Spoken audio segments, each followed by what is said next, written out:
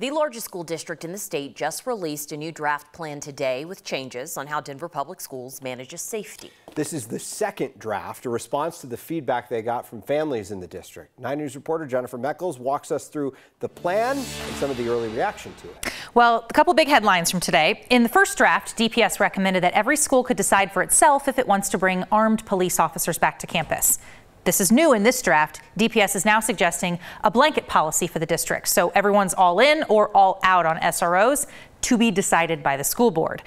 But when it comes to weapons detection systems, in this draft, their school district is recommending that every school should get to make that decision on its own. DPS says more than 25,000 people filled out the survey. On hot-button issues like SROs and weapons detection systems, there was not consensus. We have a lot of different groups with a lot of different ideas, and we want to make sure that we are listening to the specific needs for the weapons detection of that great community. But I think for the SROs, it's really important that the board weigh in on this. I think that that's problematic because each school is its own environment. Steve Katsaros is an East parent and co-founder of Parents Safety Advocacy Group, or PSAG. If we've learned anything over the last 9 months, we've learned how contentious SROs are. So we're going to be making decisions at a district level that are going to upset half of the community. And it's whether you choose that SROs have to be in schools or you choose that you don't.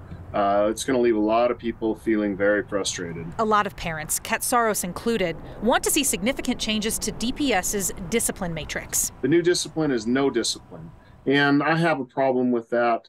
I feel that it's led to very disruptive learning environments. I don't know how teachers work in these environments. In this draft, DPS commits to working with a group out of Harvard and other large districts to come up with some ideas on discipline. So it's not a specific policy change at this point, but a promise to explore it. With the understanding that we still have to follow federal laws, state laws when it comes to discipline, and make sure that we are working with equity, which is one of our key points for Denver Public Schools. PSAG has a seat at the table, helping advise district leaders as the safety plan evolves.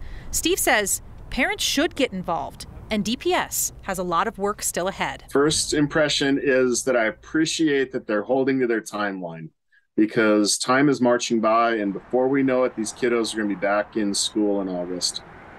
So again, this is not the final draft. DPS is going to do another round of public feedback through a survey and telephone town halls before ultimately the superintendent will finalize this plan, and we will have more information about that on our website. Yeah, it's a lot for folks to digest right now.